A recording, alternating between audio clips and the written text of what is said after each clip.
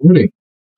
Hello, everybody, and welcome to our 26th talk, artist talk for this week. With me today, I have the art director and a great artist for Metakey, Billy.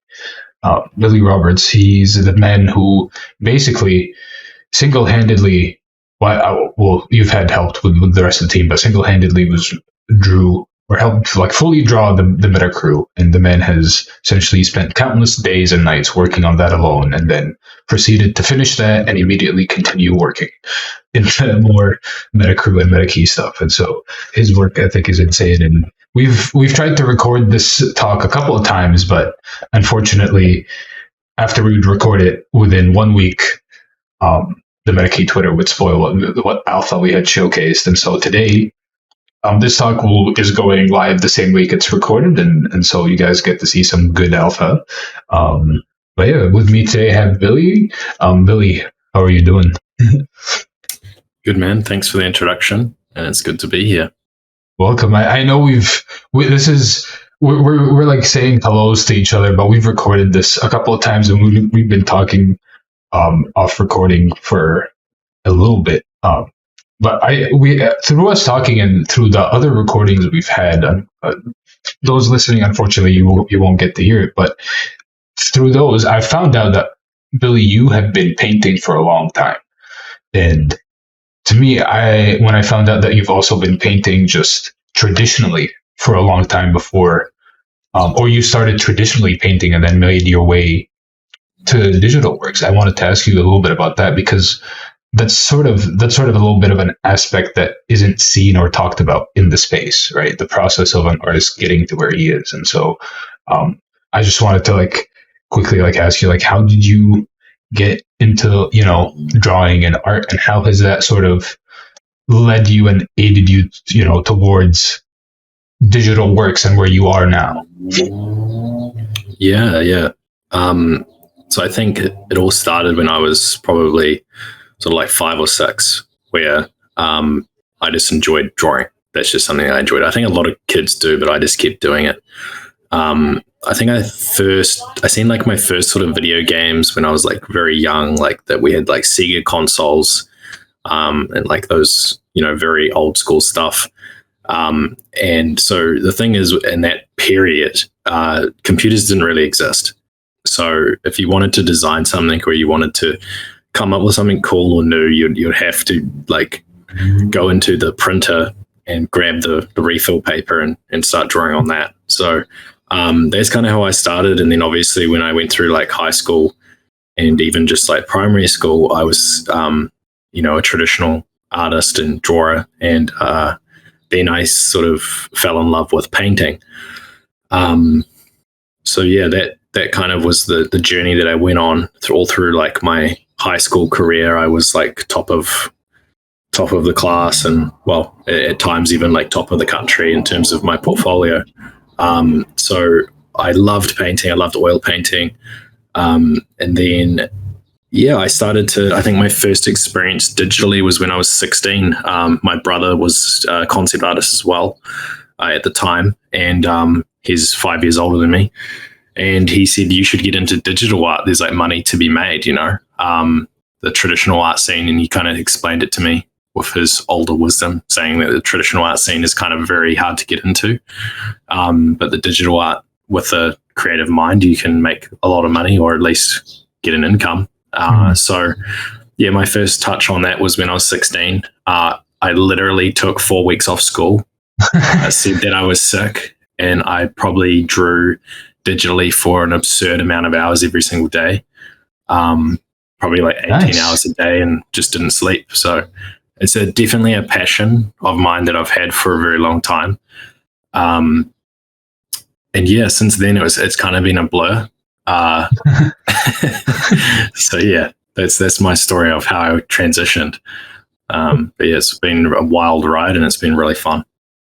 So you didn't mention this in the last few times, that your portfolio was on top of the country, sir. What? Yeah, so if you have a artistic portfolio that gets reviewed by the school and then by the the region, and then if it goes like top place, it can get sent away to the country's review board per year. So like for your age category, or whatever, like year 13, year 12, all of that stuff, that sort of thing is how it's rated. And mine got sent through twice. When I was, I think 16 and 17, I was top of the country both years. And then on my final year of high school, I actually done a full digital portfolio, and I got a fail. So there was a big pushback from the, the judges and all of that, and even from my school. And they told me that I'm not allowed to do that. So I actually failed art, believe it or not, in my final year. I mean, I would say they failed art, not you, sir, because you out here making amazing art. Hey man, I'll tell you what. I definitely told them. I told them to their face. Don't worry about that. I wasn't afraid to be outside the box. You know what I mean? I mean, at the time, that was outside of the box, I guess. Oh, I would have been furious, because then it's just it's weird to they send your portfolio, right, and no change in skill. If your skill only gets better, if anything, right, and then they say no, and it's what? Excuse me? They said that I think on the review panel, someone had scribbled on my board and said, "You can't copy images from the internet and print them out." That was literally written on my portfolio board when it got given back to me. So I was like, "Fuck you guys." I agree. You guys have no idea. Yo, fuck what? I'm shit. What's all art history built on? These dudes didn't come up with their own images, that's for sure. What? That's actually, oh my god. But they just thought that I had printed out some images off the internet. They didn't realize that I'd actually painted it with Photoshop, and they didn't even know what tablets were, they just fully assumed you had. So I just assumed they realized that you maybe used the reference. No, they thought it was just a picture from the internet. Wow. Literally, they just thought I was printing images out from the internet. So that is actually, I mean, I imagine that also must have motivated you to just go into, because you knew what it was, right? And seeing, I mean, as an artist, seeing somebody who is wrong, right? Just because it's they're wrong at that point, it. There is no contest, no contest whatsoever to debate this, and so it's I imagine that also just motivated you 10 times more to okay, I will do this, Yeah. It was a bit of a pushback because I had scholarships riding on it and that sort of stuff, and so I didn't really get any of that endorsement stuff that I was sort of aiming for, which I probably would have got if I just stuck to the traditional. But then again, it kind of pushed me down a different road. So it was actually, in hindsight, right, it was probably one of the best things that happened, because it just pushed me really far away from the traditional scene. And I don't think I would be where I am right now if that happened. So, and you are here now, sir, with us in the Meta crew, building one of the coolest projects. I personally think legitimately out of all the cool NFT utility based projects, what's being done here, and just because there is still a difference sort of between concept art and video game world building and the fine art, if you will, or the crypto art side. It's evolving, but it's still seeing what's happening right outside development. It's 10 times better than what a bunch of other projects have been doing, and just the amount of work that has gone into the Meta crew, that has gone into the world building just around the Meta crew alone, right? And then that flows later into what you're building. And so, I mean, well, actually, how do you think? Well, so in our previous talks, you had mentioned that you've done concept art in video games and for video game companies and stuff, right? And I had mentioned earlier in the talk that you were, or you mentioned this before. Actually, the worst mistake Maddie did was hire a concept artist to do an illustrator's job. Yeah, we kind of laugh about that. The thing is with that one though is I am an illustrator as well. I was getting paid to do illustrations, and but I'm primarily, like everyone has their specialty, right? I'm primarily an environment concept artist. That's my specialty. That's my niche that I have fallen into, and it's something that I truly love to do. But the character stuff is obviously stuff that I can do, and the stuff that I love doing as well. It's just not as it's not in my niche, or wasn't in my niche when I started. But yeah, besides that, it was like pretty funny because like the whole the whole thing's kind of fallen into place, and the PFP project in a lot of ways is essentially just like concept art, and we're using that concept art to build out this huge project. So yeah, it's really, really cool.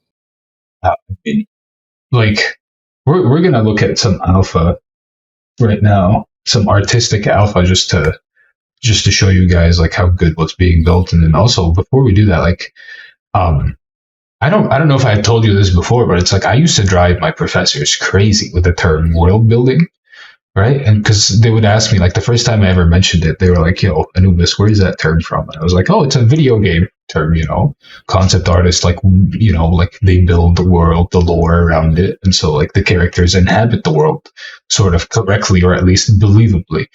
And everybody would be like, "Nah, that ain't a fine art term." And I'm like, "What you mean?" Like every artist legitimately starts world building just because I'm actually calling it what it is, instead of, the artist lives in their own fictional artistic world, their own created universe. It's like, okay, world building, and I slowly, through trying to digest, concept art just for my own like studies, right? Like character studies and like body anatomy and stuff. I've realized that environment art is a major part of just building this world. It can't just be all buildings. You need to actually like, figure out where these places fit in the world, where on the planet, which planet, location, all around it. And so, I mean, and it's almost a science, to be honest, where you're scientifically designing the atmosphere.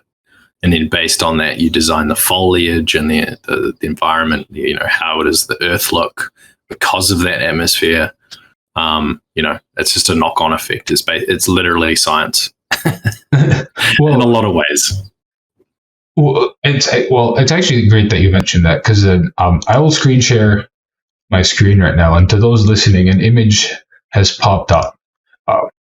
Billy, you're going to see the infinite screen for a second, and then here we are. So to those watching, this is image. Let's call it world building image 1, or the name is game environment top down, but we'll call it game environment 1. And so, like when you say you have to go through it, as sort of a scientist, like, do you mind like quickly like running people through how sort of the concept of this image came to be, and also what you mean by thinking like a scientist in that regard when it comes to sort of creating, the image and like the building?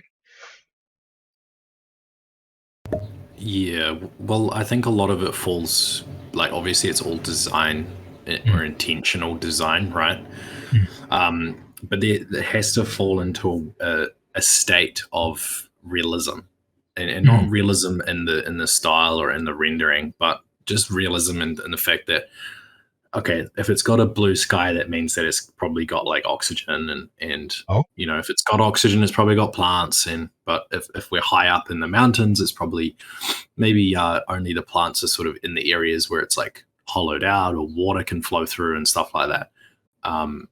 So it's just basic sort of reference building or visual language building over the years to come to terms with how sort of land masses are formed and why. So I'm always applying that real world knowledge to everything that I do, but there's obviously a level, or like a 20% throw in of like whimsical, where the clouds are super white, the mountains are super blue in the background. Like I'm trying to push the boundaries of realism, but not so far that it's like, what the hell have you done here? This looks like a mess. It's more just like, nah, this is like, this could be imagined. You could feel like you're there or feel like that exists, but it's grounded in reality. And that's the term that a lot of people will use.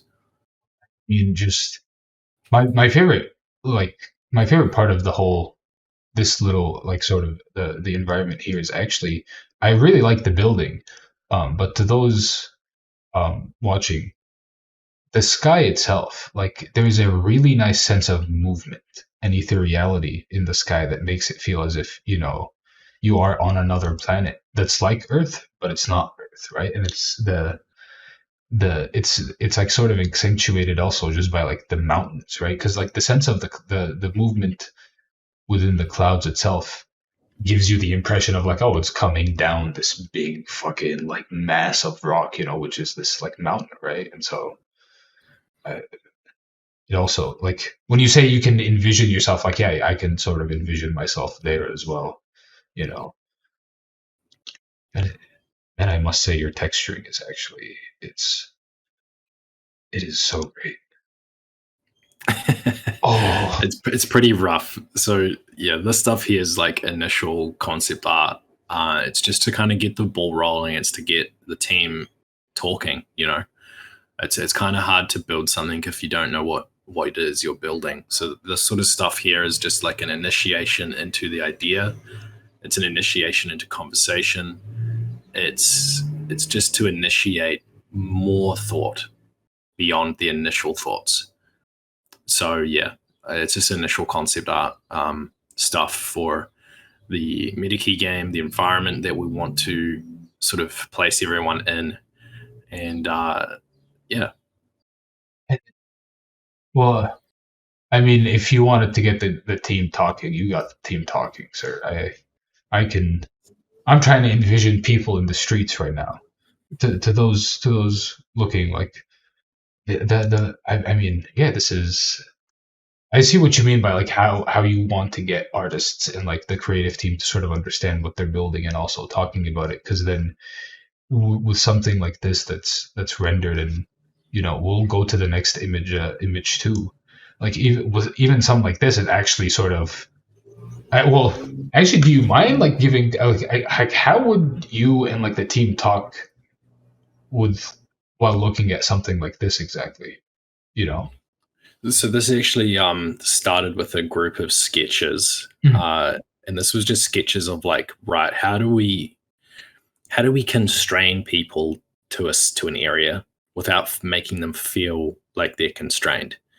Unfortunately, we don't have the bandwidth to build out an MMO, right? Or a place where you can like run endlessly.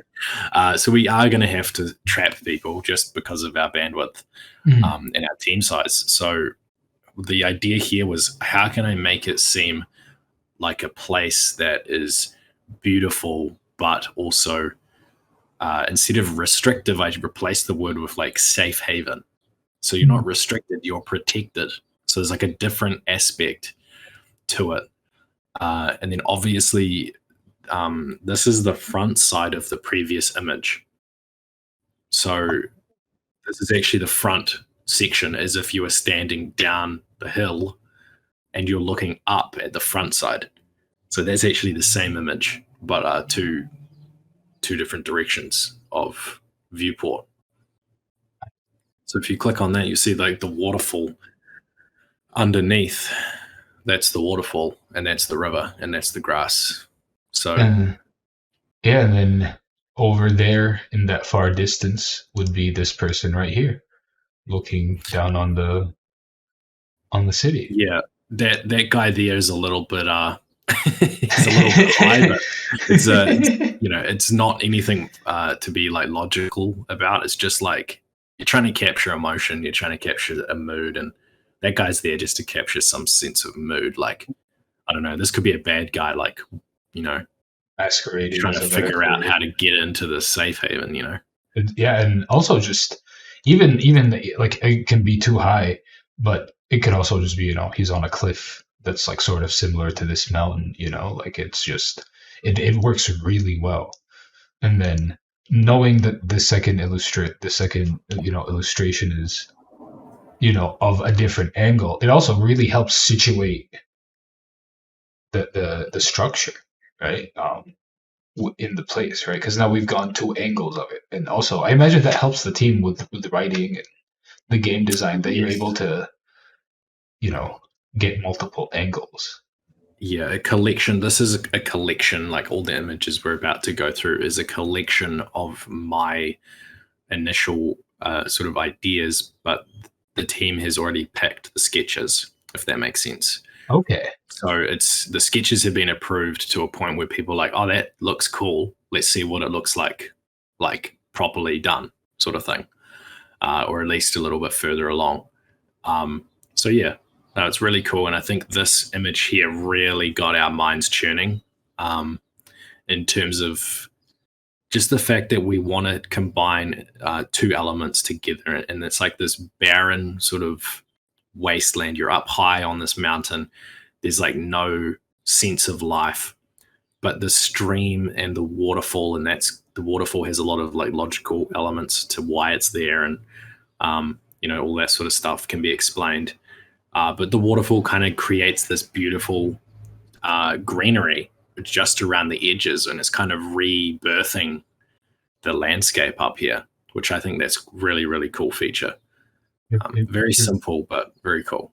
it really is, and then you have the little trees starting to grow, and also just like, well, I gotta zoom in a little bit more.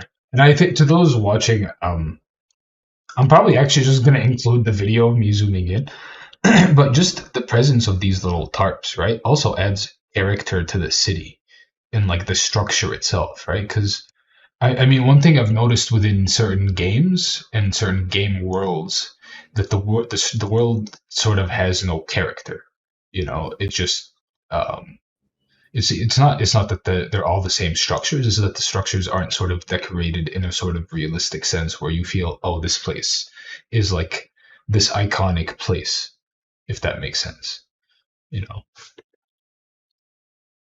Yeah, this actually image got constructed with like an hour conversation with Michael, which is our writer, and we were kind of talking about having cultural elements and having that sort of lead the way with creating some of the design stuff. So on the corner there, on the right hand side, you've got these banners. I know they're just blocks of color, but from a distance, like here, they almost look like flags. They're like representing uh, a race that has joined the Metacrew, and that's from their home environment or their planet. So these flags on the corner there, the design and the thought is there. You know what I mean with it. And I think when we go into the actual 3D stage and we start building it out, if we have that mindset, I think we can create like a really, really nice culturally sort of aesthetic view to it. Yeah, I agree. Sorry, I just misclicked there. For those watching the video, my computer just went into warm screen mode. I imagine that messes with you when that happens when you're painting as well. Like just randomly the screen turns all yellow. um, Yeah, I have that all turned off. uh, So no. and again, like I don't like the texturing. Like you say, your texturing is messy, but even from the first image to the second image, and then even to the third image here, like the texturing, because of its messiness, also adds a little bit of realism to it because nature is so messy and like cityscapes are so messy, and so it's like for some reason like all the texture that's being packed into all these images like actually makes it feel far more alive, right, than if it wasn't there. And even like they're like, oh my god, I just zoomed in. That is Yeah. insane. So a lot of it is like I've laid out certain like texture brushes and patterns, and then I've stretched it and warped it, and I'm doing a lot of like trickery. Some of it has started with like a 3D block out. Some of it started differently. A lot of it for me is just like the fundamental knowledge that I have, like in art, is really crucial for me to be able to make these images look somewhat presentable within a very short time frame. Um, because obviously we're a small team, and obviously I kind of have to just move quickly, right? So with that in mind, I'm pretty brutal with my brushwork, but the actual design is what I'm trying to aim on for this stuff. And you keep saying it's brutal, but like it's so nice. Like the texture on the windows, right? And oh my god, to those Way too zoomed in. like man, For that's an image like that. listen. That's what we do here. Everything we love to zoom in into the pixels. We like to look at the mega. What is it? I think it's megapixel. I don't know. It's called pixel pushing. But it just I remember like one of my hardest things that I was trying to like learn in painting class in my university was brush control, and the tip that finally solved it for me was one of my painting profs came in and he was like, "Oh, and like well, you're struggling with this," and I was like, "Yeah, man. Like I'm trying to like I was looking at John Singer Sargent paintings, and he goes, just zoom in," and I was like, "Why?" He's like, just zoom in," and then when I zoomed in, it was the messiest fucking thing I've seen, right? And so, man, you say like your brushwork is harsh, but like its harshness actually aids to the images really well because from afar, this literally feels as if it's a wet street that has just been rained on or somebody wetted it because of the heat. You know, I don't know. Do you guys do that in Australia when it gets too hot? You wet the street. Is that a thing? Yeah, I think a lot of people do. Yeah, around the world, you Yeah, definitely wet the streets or wet your outside area. yeah. I remember when I was a kid, farmers like around the area would do that, and then because of just the sand in Egypt, it would just turn into mud on the floor. I mean, mud's probably better than the heat, to be honest. Yeah, It's true. but in terms of like brushwork and stuff like that, I think I have this mindset, obviously, as like a concept artist. Mainly is I'm just trying to solve a problem, and the problem, if I can come up with more efficient ways, I'm going to do that. So a lot of it is not for like beauty, but it may come across as beauty. But for me, like my mindset towards it is like brush efficiency, and then just my directional brush strokes are like the main thing that I'm focusing on when I'm doing it, is to make sure that my brush strokes are following perspective and following forms. And then that way I can get away with some very efficient sort of cheats and sort of tricks that I would go through to get an image done in a short time frame of this sort of fidelity. So,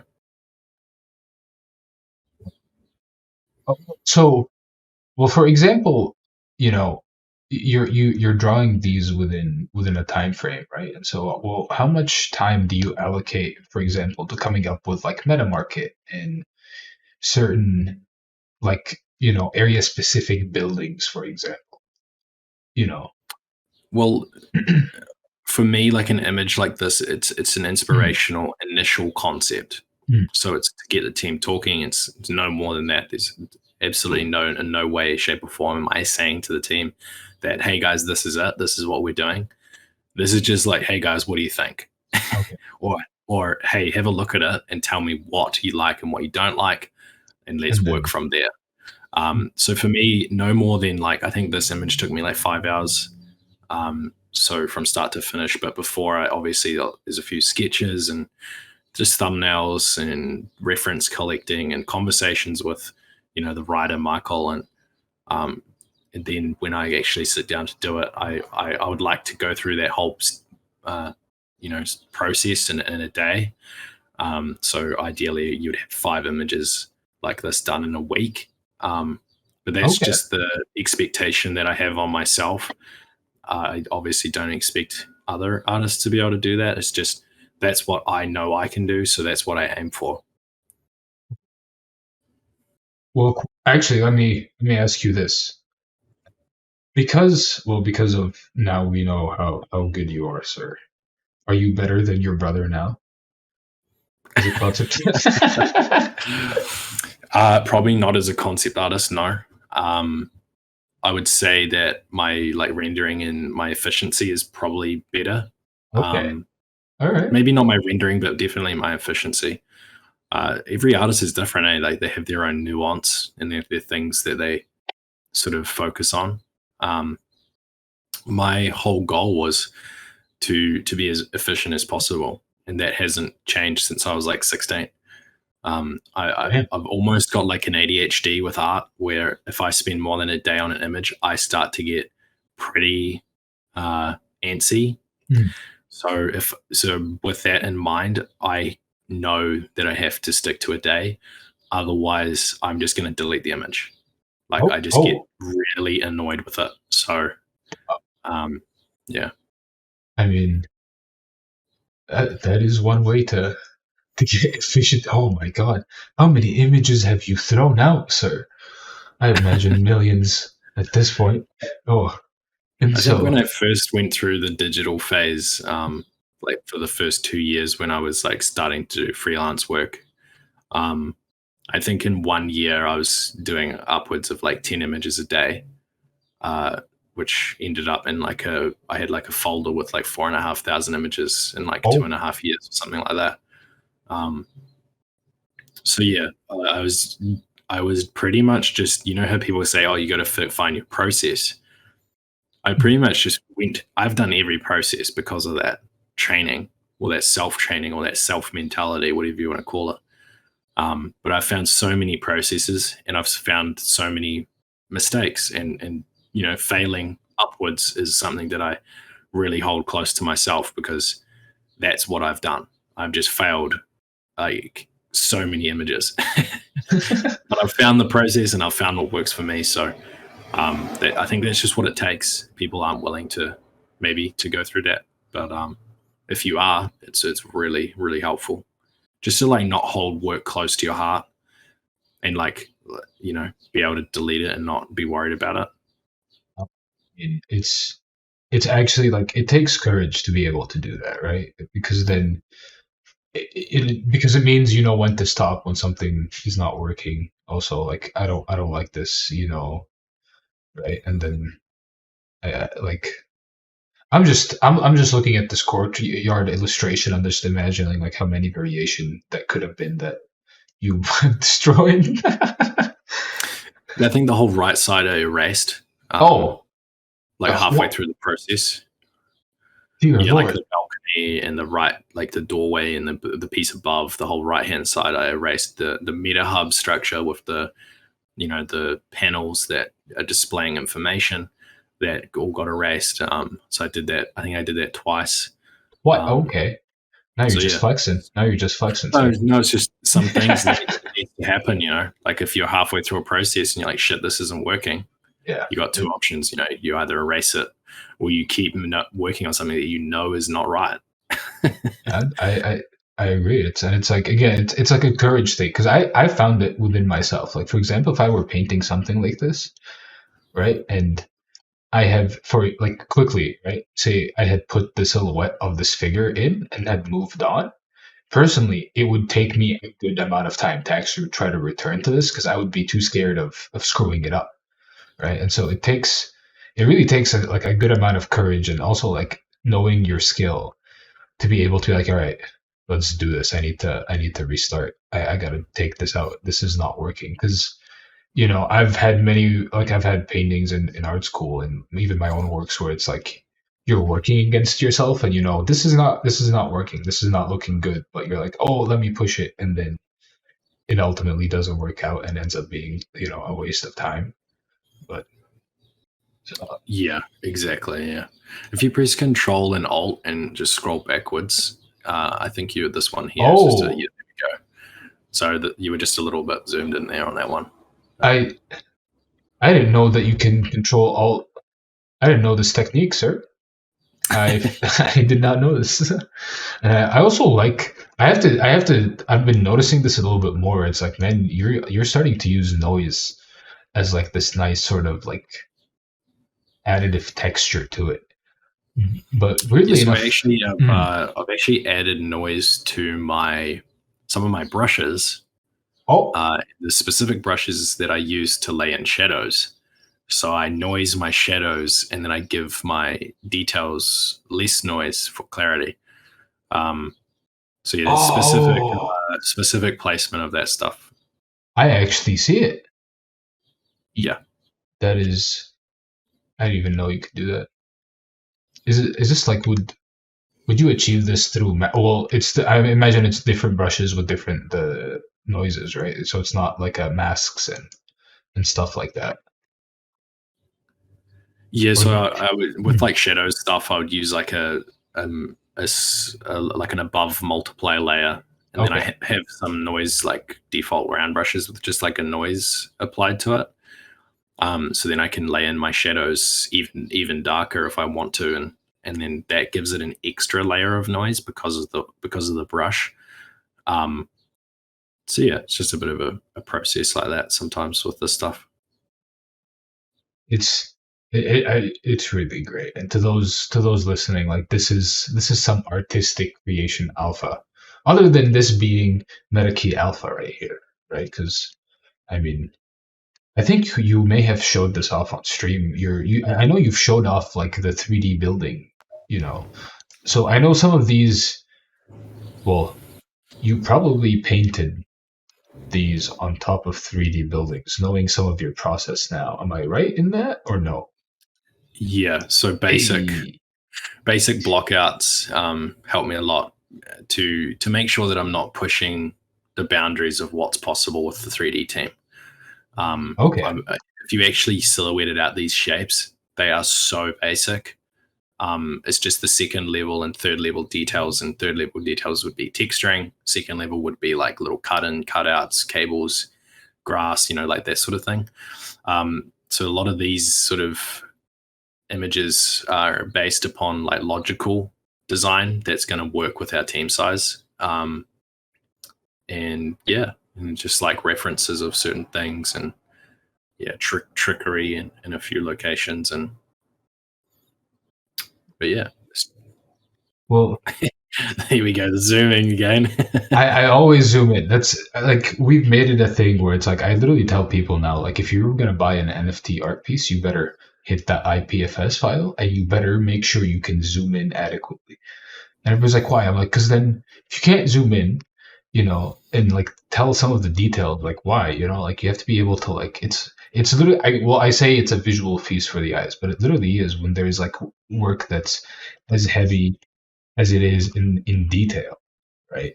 And and also world building, because then like you have the little bricks here, right? This sort of feels like it's a like not desolate area, but like a poorer area, if you will, right? Well, what were you sort of thinking when you were coming up with this? I know these are just initial plans to get the team talking, and I also noticed a moon in the background there, purple moon. Yeah. So the whole idea of some of these locations Hmm. inside of this hub, right, that we're building as a game is the thing that we're trying to push is the fact that it's unigamete, which is basically a world inside of the metaverse, which is based around the humans, right? So us, Earth, right? So the whole point of it is these are like buildings that existed in this safe haven during a time that was probably really bad and they needed to escape for some reason.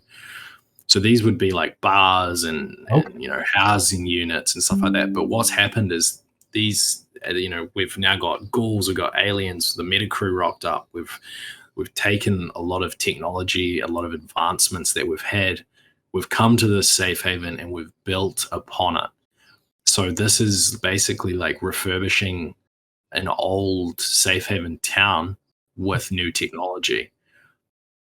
So this is like maybe an area where they don't have access to all of the technology, but they were able to take like little pods and put them on top of the buildings to create extra rooms for people and um, stuff like that. So it's more of a sort of a survivalist mentality in these areas. I was actually going to say it's this specific work. I think it's because of the way you painted the sky as well, which is very nicely painted, sir. I must say it's giving me a Dune vibes, where it's like Iraq is just supposed to be this yellow hell planet. This is dry as hell, but let's suspend our belief for a second and assume that this is like. And I could sort of see what you mean as like a settlement, being built and like sort of in the process of like achieving it, right? Like even the difference of structures already informs you of that. And like to those listening, I think that's a pretty important part of like also like knowing what to add and how that aids to the world that you're building. You know, it helps a lot, right? Compared to like just randomly adding stuff there that you think might be cool, right? Oh yeah, it's definitely not random.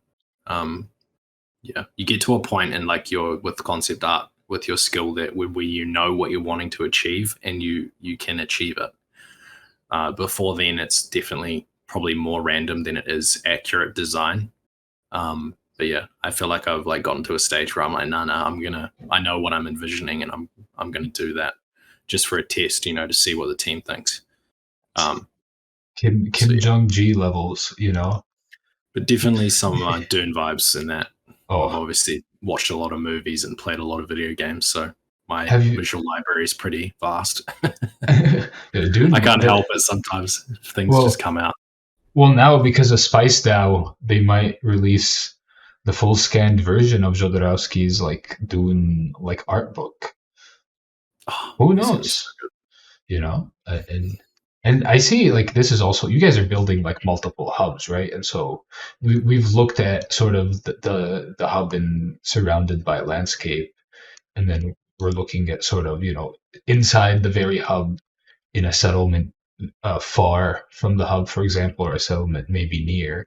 And then I imagine this is sort of like other internal images of like the hub, or is Yeah, this so like this is in that cyber area. If you go to oh, the first image at the top, so we've got like half of the area is cyber related with like high tech stuff, I and see that.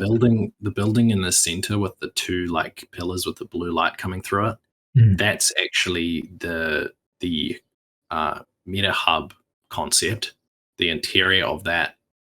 So if you click on Courtyard, the image called Courtyard, that's in the center of those two buildings.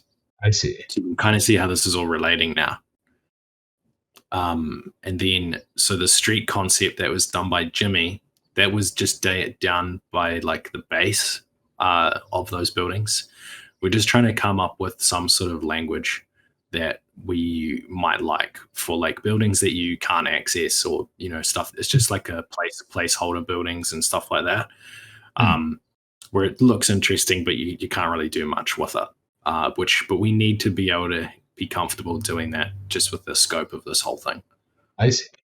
And also again, like one thing I really have to point out because it's like I myself watch a lot of like video game critiques and like those like 3 hour like 8 hour video critiques where like they delve into the world and stuff. It's the worlds that we're seeing right now and like the concepts that we're seeing, they have a really nice sense of character, right? So the moment you said this specific image here is like the cyber like part, yeah, I understand it. It's like, the wires, the presence of, solar panels, the ventilation looking all metallic, like extra metallic, if you will, Uh, that is like some really shiny ventilation. Ventilations. Yeah, yeah, that's the word.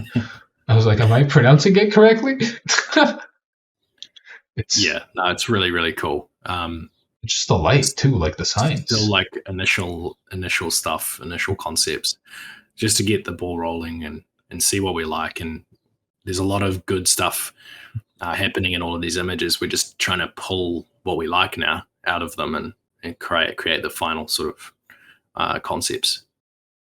Well, are the shiny ventilation things are gonna make it all the way till the end? Please say I yes. think so. I think so. Yeah. Yeah. There's a lot of, like I said, there's a lot of good stuff. I think a lot of it just comes down to like level design Mm, and mechanics and the sort of feel that you have. So we're going to dive into Unreal and start building out a placeholder map so we can design with that and actually explore it as well as design at the same time. So yeah, to those listening, yes, he mentioned Unreal as in Unreal Engine. So this is not gonna look like Decentraland. It's gonna actually look good. Just like this illustration right here. I already told you this off of chat. Like just the man, the world building in this is actually it's just the presence of the graffiti tags, and it says NFT, right? The little Metakey key, you I'm know. glad you noticed that. I don't think anyone's noticed that yet. What? Nobody's noticed the Metakey logo, and that's the first thing that No. caught my eye. I was like, "Hey, Metakey, let's go," you know. And then to me, that looks like a PlayStation One side, but I don't know. Those like signs at the door. But man, like so far, like just looking at these, starting illustrations, like you guys are building a lot.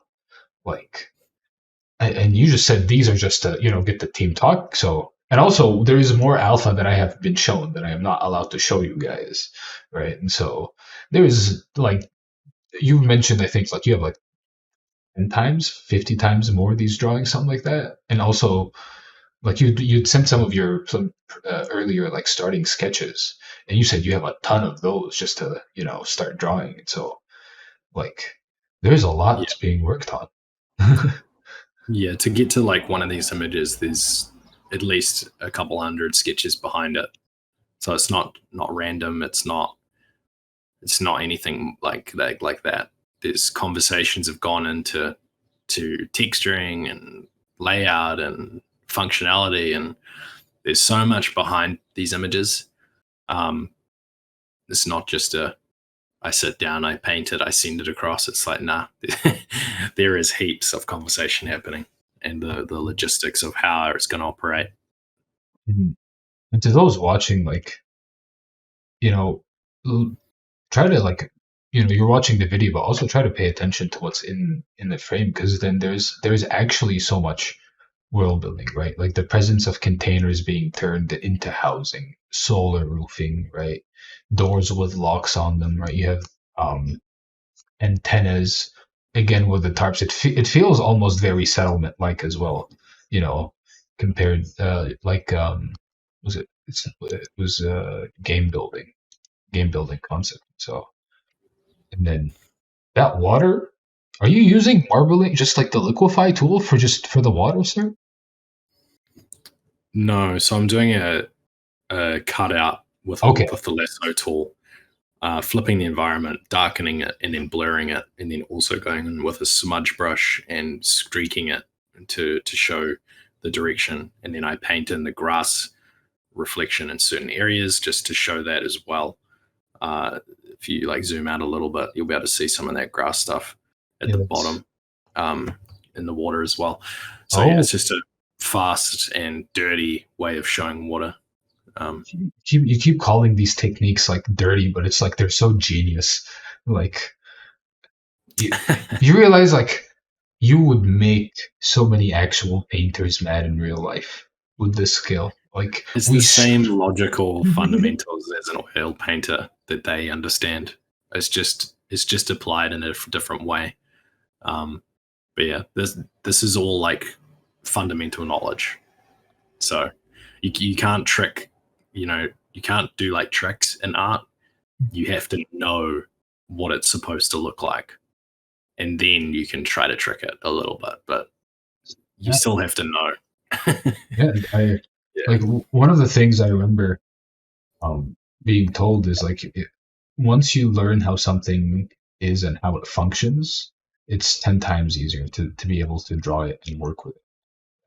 Even in the sense with techniques, like once you know how it works and how it's done, then you're able to utilize it, break it, extend it, mess with it if you like, exaggerate it. It opens like just like studying the foundations opens up the floor for much more exploration. Um, I Yeah, I believe. think practical knowledge on things is really important. Um, you know, I've had a lot of experiences in my life. Like I've built container shelving units, and I've welded patches into containers, and I've fixed containers before in my life, and I've done lots of that stuff. I've put doors in containers. I kind of know how the containers work, and I know what they look like, and I've also spent a lot of time in the country, and played around with like plants and fish, and I think all of that stuff helps, like having visual library like of experience also helps. Like I've set up solar panels on roofs before Who and are stuff you, like that. sir? Who are you? I'm also a car guy too, so I've built a lot of Oh, mechanical stuff. okay. All So right. it's yeah. Are you like a nuclear scientist as well? Just lay it on me, sir. No, I guess what I'm trying to say is like personal experiences builds It, a very strong visual library, probably well, more than just watching a YouTube video of an artist talk about this is how you paint water, like that sort of thing. I think going outside and experiencing that stuff is stronger than for your visual library than a lot of other things. I agree, and it's actually great that you mentioned like visual experience and that because I had mentioned earlier like Kim Jong Gi, but Kim Jong Gi, depending on how you pronounce it. But his visual memory and his visual experience, like that's how he's able to draw what he's able to draw because he's done exactly what you've done. He's been able to like fully register what he's seeing, his multiple experiences. In his case, because he went to the army, the man essentially like memorized. Well, he did a funny. Do you know the story about Kim Jong Gi like learning how to like drawing in the military at all? Have you heard Yeah, it? yeah, yeah, It's like yeah. He told everyone he couldn't draw, and it's like, could so you he didn't have to do imagine? it. And then they found out 3 years later that he could draw. But that man has committed to his visual like memory and visual experience like everything. And to your point, like because he's had that much experience and knowledge and seeing it and studying it and knowing how it works, right? In his case, with the guns, he's been in the army, so you learn how to like load the gun, how that works, right? In your case, with the containers, like you mentioned, the solar panels, the cars, even.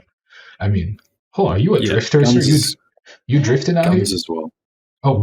Hey, whoa, guns. But Are like you? hunting and stuff. So yeah, you learn how to use a firearm, and it's quite So normal. so now we now have it confirmed that Billy will drift on his truck into the wild and hunt with his built gun. Oh man. This But yeah, that would be a long cool story image to short, see. having like experiences in life definitely helps a lot. Man, it's actually great because I think more people need to hear that like very specific thing because they don't realize that part of the art is also being able to see and recognize and like how stuff works.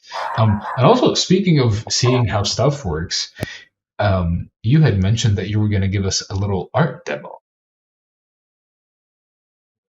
drawing demo, or Yeah. usually Did you want to brush through some of the other artwork, even some of the which. sketches or something? All right, Um, I'll. we could probably talk about that. I don't want And to scroll up too much to spoil. I guess these are good. the avatars and stuff you can show as well. I think that's fine. Okay. You can show everything that I've Oh, sent. okay. All right. Well, I had Maybe this. not that one. Maybe not that one. Not the pixel one. Don't show that. Oh, all right. Well, there's like a random. Probably, I'm just gonna make the screen just goes black. To those watching, I'm sorry, the screen just went black on you.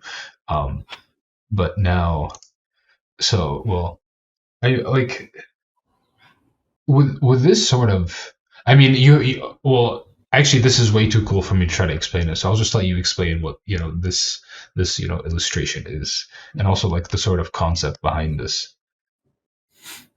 Yeah. So basically, in our world or in the metaverse that we're creating, we have this sort of enemy company which is called Solar, and we stole a prototype ship from them. Well, the captain did, and that's why they're chasing us, and that's why they hate us because we stole the technology that they were probably going to use for bad things.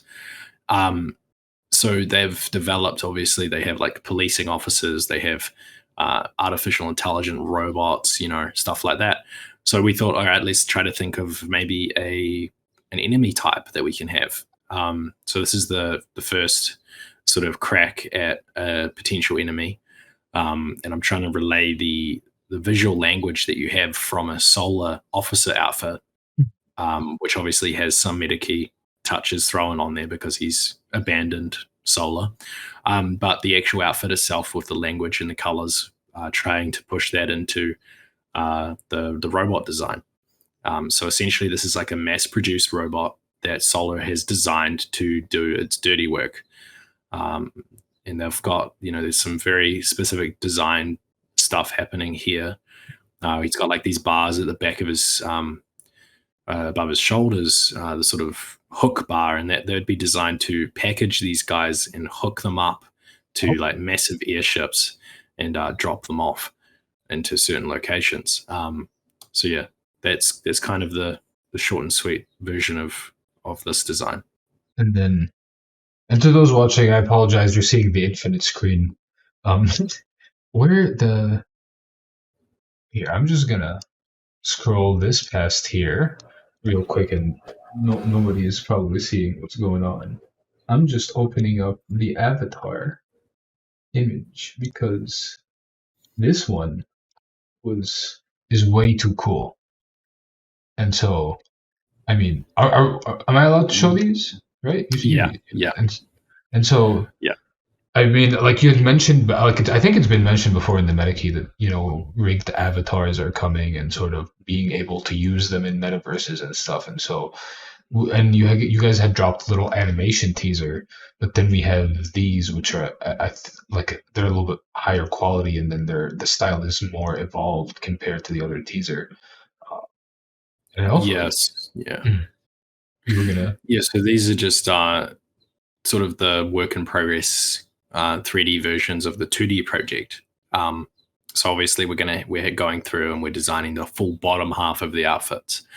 And it kind of makes a lot more sense now as to like why the outfits were maybe on the more clean side and there wasn't like crazy stuff happening sort of on the torso. But that's because when you scrape the design language down, it becomes an outfit that makes sense to wear. Like this actually makes sense, logical sense. We could potentially plug this into Fortnite one day, and it's going to work, and it's going to look good. So there's a lot of like back and forth conversations about like why we're doing what we're doing. And I think when we release like the game and we release these avatars in the 3D space, everyone is going to be like, holy shit, this is sick. I mean, walking around in Decentraland and other metaverses, and there is a thing that is specifically done for a very specific metaverse that I'm not allowed to show, but even that, it's gonna, it's like, I say you flex on us, but you've also now given us the ability to flex on so many people with these avatars. Because like just seeing it through Decentraland alone, like the rigging of an actual avatar looks very nice at Decentraland. Not the original avatar, but like a custom avatars in Decentraland look amazing. And so seeing that with the level of like rendering on it too, it's gonna look so nice. Yeah, I think it's going to be a bit more distilled than this. This is like AA quality sort of poly count. Yeah, it's like the poly count that you would see in like Fortnite or slightly above, to be honest. So yeah, I don't think Decentraland will handle that. Are you planning like Fortnite collaborations or something, sir? Is it in? No, it's just that's sort of the art style or the level that we can land on. I feel for our team size. So yeah, that's what we're aiming towards, is something similar to that. Well, we have a lot of other inspirations like Valorant, Overwatch. Those are all inspirations. Even League of Legends, stuff like that. So there's like a mix of fantasy and sci-fi is kind of the vibe that we're going for here. Obviously we're pirates, but the where we have been is, and the outfits are crafted from the worlds, not from the fact that we're pirates. Speaking of like the world, we're looking at some of the studies we had mentioned earlier. So you had mentioned before you do like those 5-hour illustrations, right? You do like 50 to maybe hundreds of sketches, and so we're looking at some of them now. And you said you'd mentioned like you do like what 50 in a day, something like that, just coming up with ideas, or how many? Yeah, I can do 100 of these type of sketches a day. But before I start an image, I would at least like to have 50 sort of iterations. Or like the bottom left is me. That's just me exploring some language stuff. So when I do like smaller objects, they almost look like props, but really what I'm doing is I'm trying to pull. I've got like arrows to showcase this as well.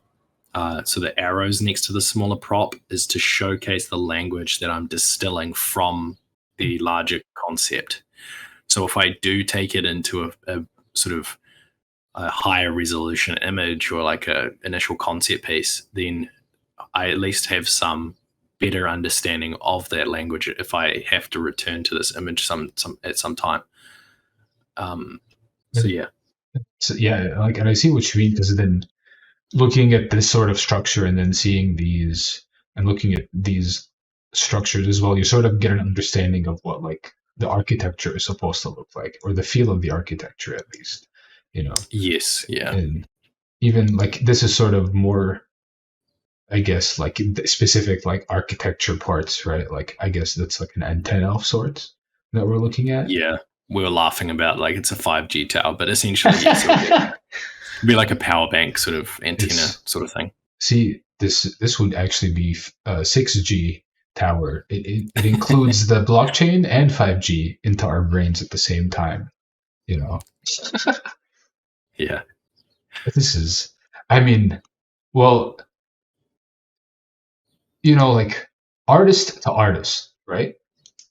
I imagine drawing these gets boring at times, or no? Does it get boring, or because you've done so many and you're able to like, you know, put out so many different variations, you're able to keep yourself entertained, or is this sort of part of the work, like, you know, sort of like the most, I guess, like, well, not it's like sort of like the heavier part of the work, if you will, you know, just like drawing the hundreds of quick sketches to come up with something to paint. Yeah, I actually enjoy sketching. It's actually probably funner Mm. than those final pieces. Those final pieces can be a real drag. Okay. Well, they're not final. They're initial, right? So that Mm. even for a day's work, they can drag on a little bit. I actually enjoy sketching because it's very fast, and I get to like wander my mind through the world that we're building, and I get to sort of experience the architecture or experience the feeling that I'm trying to convey very, very quickly. So I can bounce between feelings, and ideas very quick, which I enjoy that. I actually really enjoy that. So no, I don't get bored. Okay. If anything, this is the funnest part of the whole process, because it's just spewing out Just all the ideas, language. like, Yeah. and I guess you're far more creatively free in that 100 sketches than you are. Well, yeah, that makes sense. It's like the underpainting, right? Where like my professors used to say, I really like my students underpainting. It's far more freer than the actual painting, and it's like, well, yeah, it's the underpainting, right? We don't care as much about like, oh, this is straight, this is not straight, this needs to look amazing, right? It's more of, I gotta get it out, see if it works or not, and then I go in and refine. So, um, well, Yeah. It's like that loose. It's loose versus tight, right? He likes the underpainting because it's loose. And these sketches are very loose, even though the perspective or the line work in certain locations is tight, but that's only just to sell it. But the rest of it's fairly loose, and it it's gives a also sense of liveliness to it. it's also like skill, because you're good at just drawing straight lines, sir. Because my straight lines ain't that straight ever.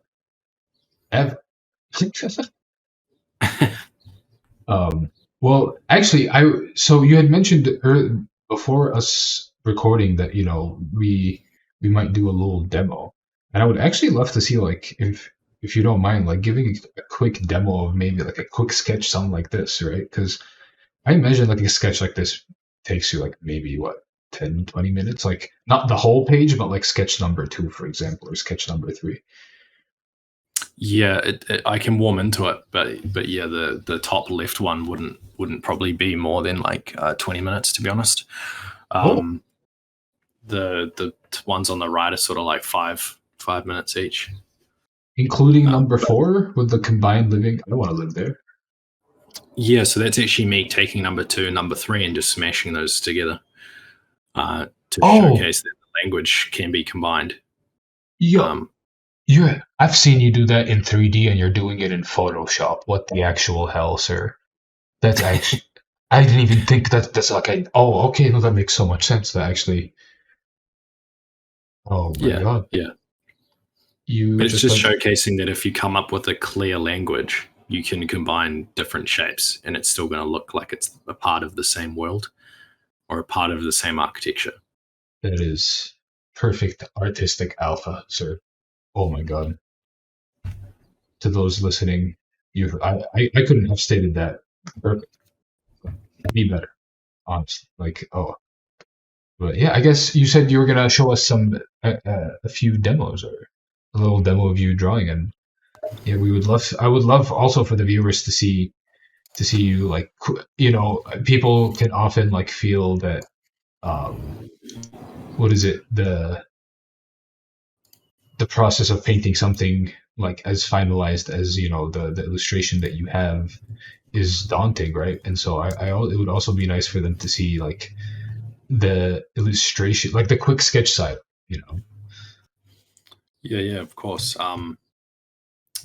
Depends what we want to do here. I can do some like I can just do like a I'll do 2 thumbnails. How about this? We'll do 2 thumbnails like this, sort of maybe one like this, and one like this.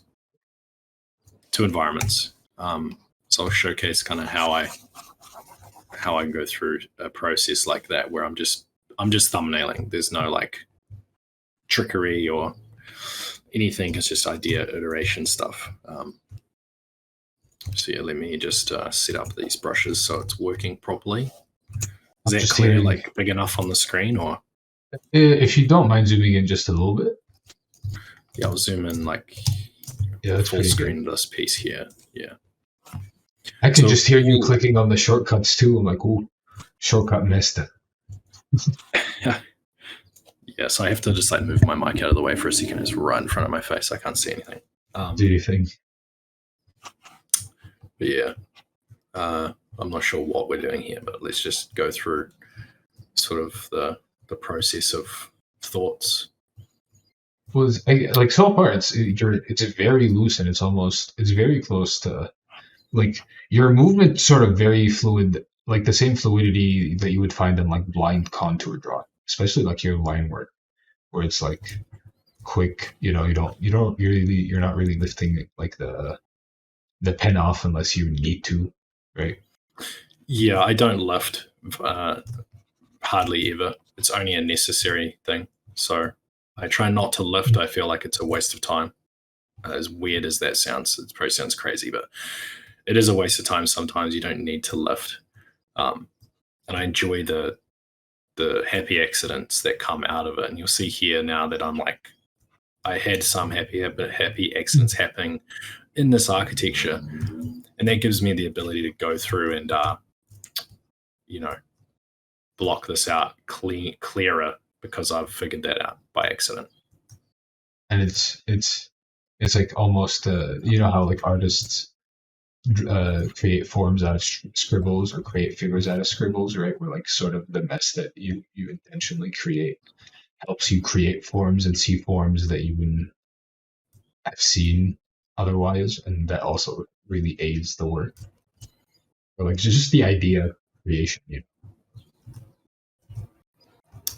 Yeah, yeah, no, it's interesting sort of process that you can go through, but uh, it's always fun to just do this stuff. And I think if you can't like sketch properly or draw properly, and you're trying to get into like the field of concept art, yeah, you need to you will need to you know do that. Reality check, you know, Yeah, check the because paintings is one thing, right? It's that's not even a skill that you should be focusing on, even though that's what everyone thinks you should focus on. The actual design stuff is like what you're getting paid to do. So like the rendering is just is just the skill that's expected. It's it's not like a skill that is sought after. yeah, I remember I think a lot of video gamers who are like artistic in a sense, have the dream of working in video games.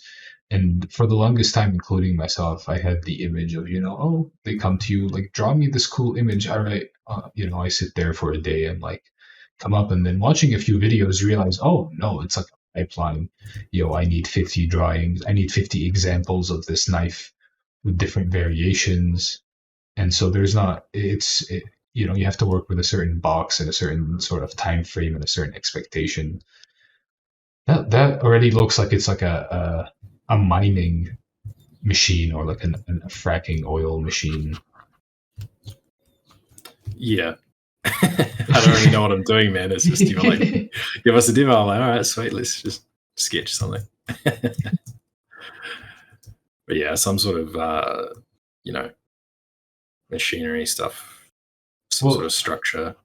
This is actually a great opportunity for me to ask you. I've seen a lot of digital artists,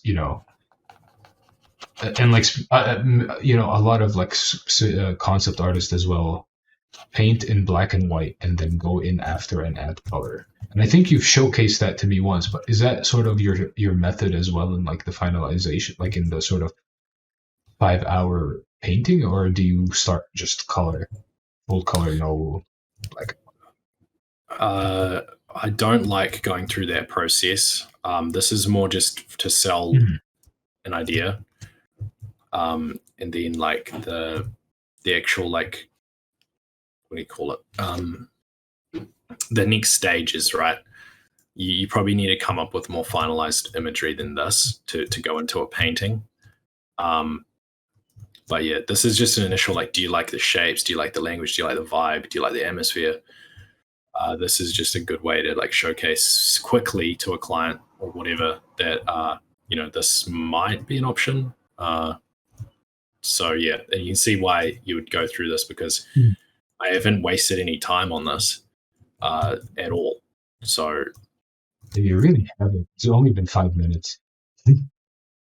yeah. So yeah, and as simple as just like grabbing like a cloud brush and throwing in some atmosphere. Oh wow! Okay. And Oh that boy! would finish it off a little bit, something like that.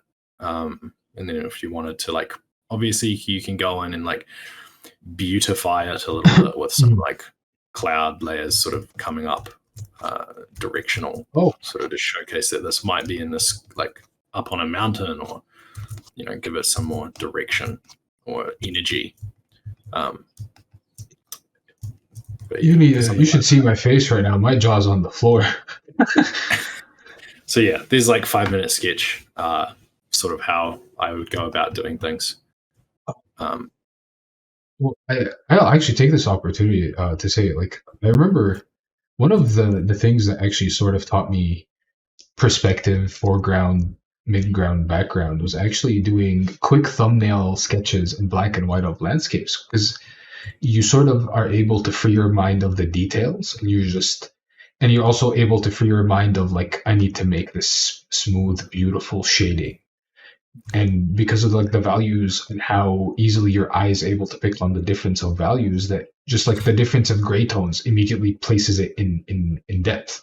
And so it's like I found it like a really nice like motivational way for somebody to start painting landscapes, where it's like, just do black and white landscapes, because then you sort of understand it, if does that make sense? You paint better than me, sir. 10 times better than me. Like probably 100 actually. Yeah, definitely that makes sense. The other thing too is like limit your tools. Like limiting your tools is like the best thing for creativity.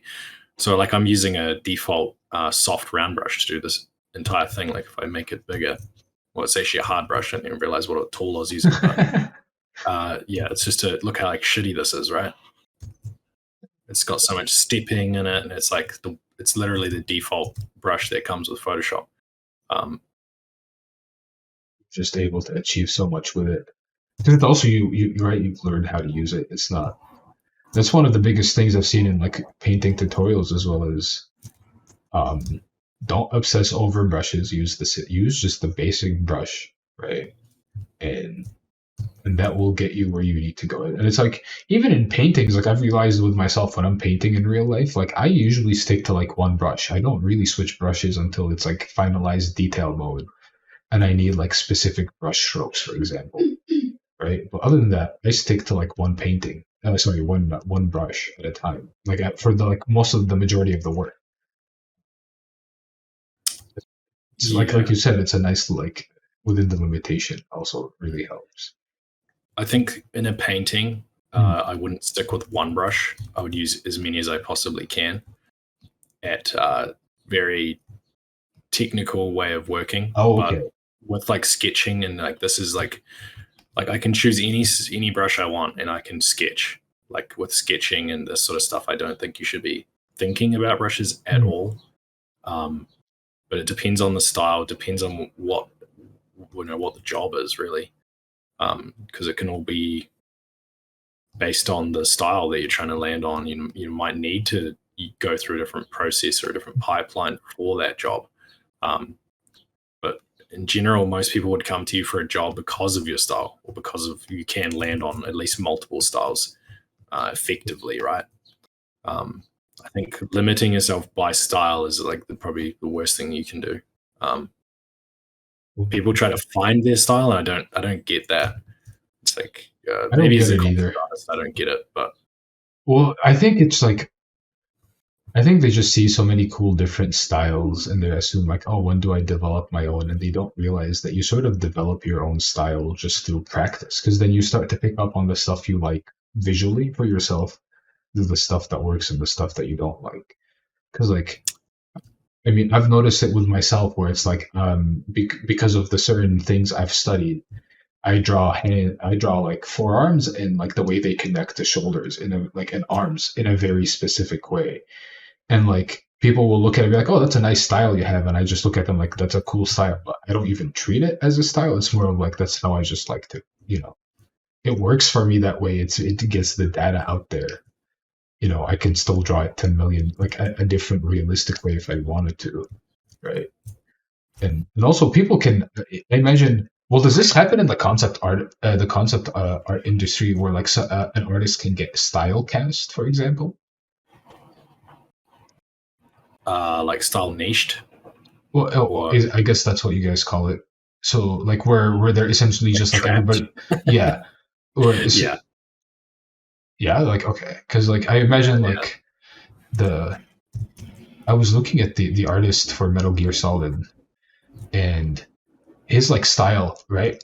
Back to that word again, but he's like his rendering drawing style is like very specific to that Japanese style that came out. I think that was like evolving. I think like maybe 80s and 90s.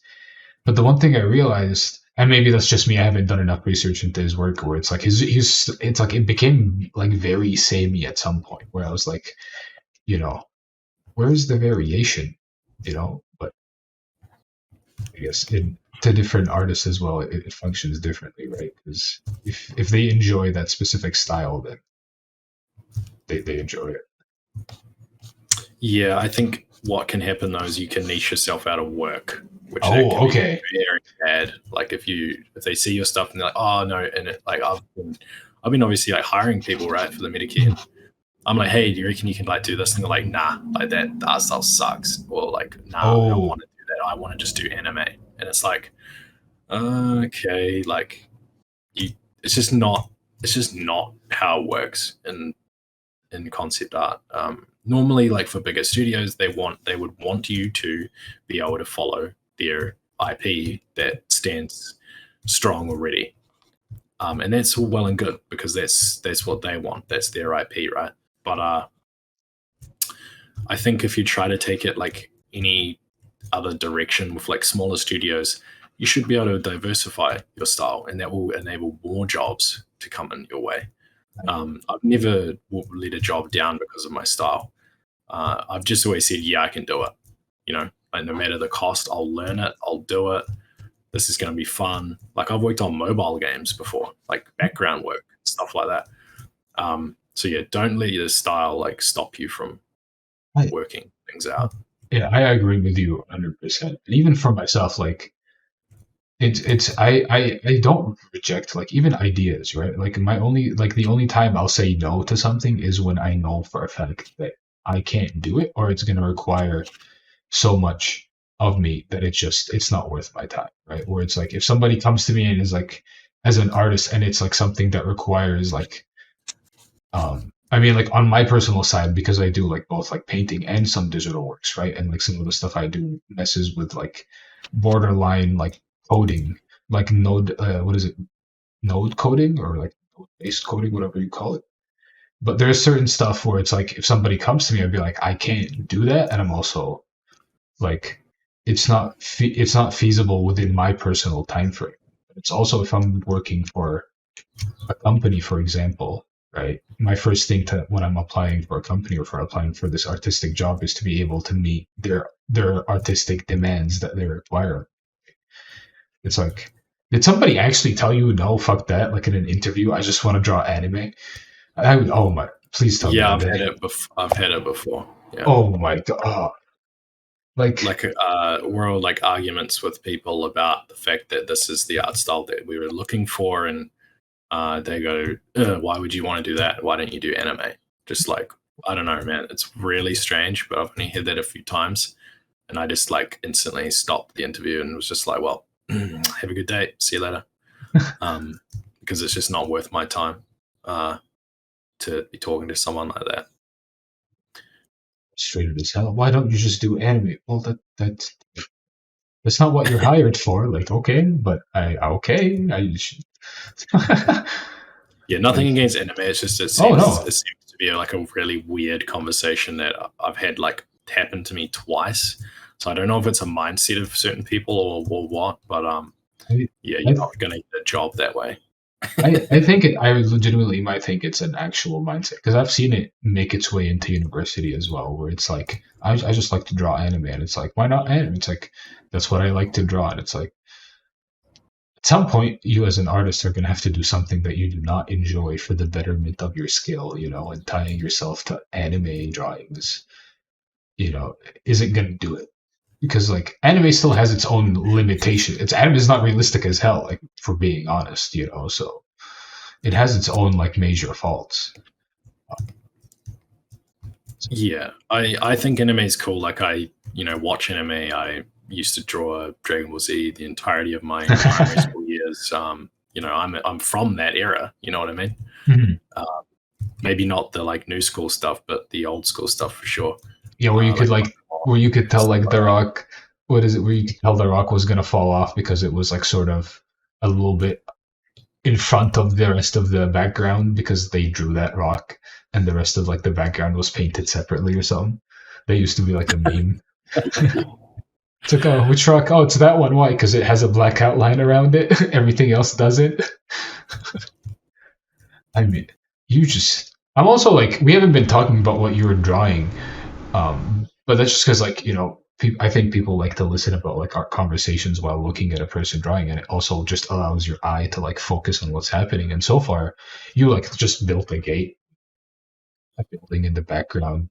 Now you're adding a car, or like, I don't know what it is, man, but we're going to go through the same process as we did before. So it's going to turn into something. I promise you that.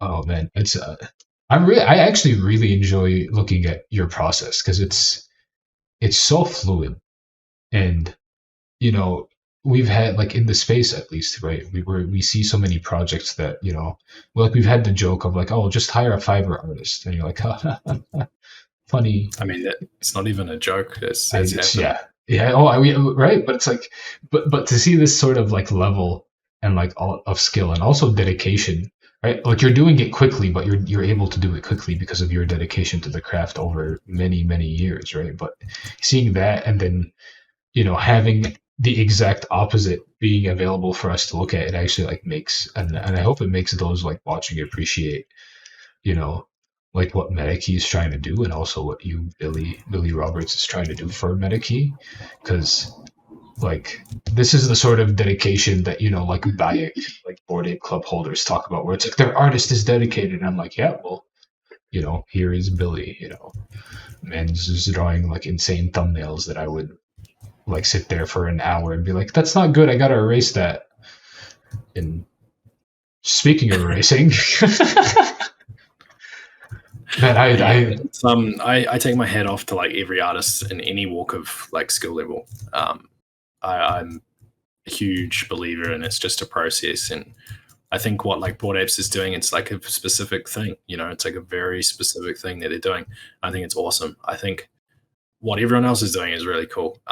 But I feel like what we're trying to achieve is just like that step above in terms of we're trying to make NFTs like something different than they've ever been, and we're going through this like crazy pipeline of like how do you take an idea and turn it into a game, and then have like the key holders get something from that, and we're just trying to offer as much as we possibly can to our community, and I do hope that they appreciate it, because it is endless work and endless late nights, and we have pretty much burnt everyone out in the team at least once already just to get to where we are. Like, I think, well, you guys, like the moment Metakey launched, everybody took a little break, but I know Michael disappears for 3 days. Like, I'm pretty sure that man was like on the floor just like dying for 3 days straight. Like, I don't even know how like you guys managed to like rebound so quick and like get back into it. I would have been like 1 month off, everybody go home, chill, like be with your family. We've been keeping you here for too long. I think I think we all had access to do that, and like even like everyone in the team was just like pretty well burnt. And I mean, like the build up to the like release of the Avatar project, I was doing like crazy hours, like 16-hour days. And I said to Maddie as well, I was like, man, when this ends, like I'm going to be done for like 3 days, to the point where like, you're not going to hear from me. And he's like, all good, man, take as much time as you need. But having that support system with like your job and what we do in particular is really helpful. I wouldn't have been able to do it without that support system. Like, people giving me the opportunity to take the time off because they appreciate that work. So I'm really thankful as well with the whole thing. And I am very thankful for you just allowing us to see you draw these 2 little quick sketches. What like the depth that you just created with the 2 circles, like the 2 circle selection tool on the vehicle, that is great. And like the sense of depth and texture on there, like, are y'all, to those watching, like this is the sort of stuff that you see in a project and that should immediately calm all your worries, at least about like artistic direction and creation, because it's like, trust me when I say this to those listening, like this sort of level of work ethic exists in the space, but it's not as common as one would think, especially with like the flood of projects every day, essentially. And again, like, man, like just these 2 alone, like you doing 100 of these would be insane. Like, oh my god. Yeah, it's been a little bit more time on this one just because I decided to add like a spaceship, and I'm kind of rendering it out just so it looks like a spaceship of some kind, right? But normally, I wouldn't design a spaceship in an environment concept. But here we are doing it because it's for fun. So this is really great, and I hope the viewers looking this learned a few art tricks, because I certainly did. I learned, and I remembered a few more things. Like, I gotta use that selection tool way more often, sir. I really gotta utilize that. But Billy, thank you for coming on. This was legitimately great. We have tried to do this, I think, 3 times. I literally have 3 different versions of us talking on my computer, and all of them were spoiled by Metakey Twitter, which is, it's actually not bad because it got the Meta crew excited, but I was slowly like dying inside, because I'd be like, we just had this great conversation and you would do demos and then I wouldn't be able to release it. But yeah, again, Billy, thank you for coming. I have included below your Twitter, although you're not that Have you been a little bit more active on Twitter as of late, or no? No, I think when we start getting this game stuff out a little bit further, I might post up the like final full quality renders on my Twitter Oh, of some of the environment stuff and just whatever I'm working on and my team's working on at the time. you really Um, should. It would be amazing to see. but yeah, there's a little demo. I'm not sure how long we spent on that, but you can kind of see the process and the skills that you need to, or like that I've sort of worked on over the last like 20 years. And that's just like, line drawing, sketching, idea iteration, values, forms, perspective, all the fundamentals getting applied. And that is why sketching is so important. So it's cool that we're able to do a bit of showcasing with that as well. Super excited for people to finally see it, and like also it took you, I think, 30 minutes, 20 minutes to just like fully do that, and that's just us talking, and all that. So goddamn, sir. Goddamn. And to those listening, go follow Billy on Twitter. Go, well, don't tag Billy too much on the Discord because he's actually working himself to death at this point, honestly. Yep. um, and yeah, go interact, show your excitement for the meta crew. Big things are coming. Stuff that I've seen, but I can't show you guys, and then I guarantee you there's far more stuff that Billy can't even show me. And so, guys, you guys there's a lot of stuff coming. But yeah, hopefully you guys enjoyed it, and I will see you guys in the next video. Bye. See you guys. Bye.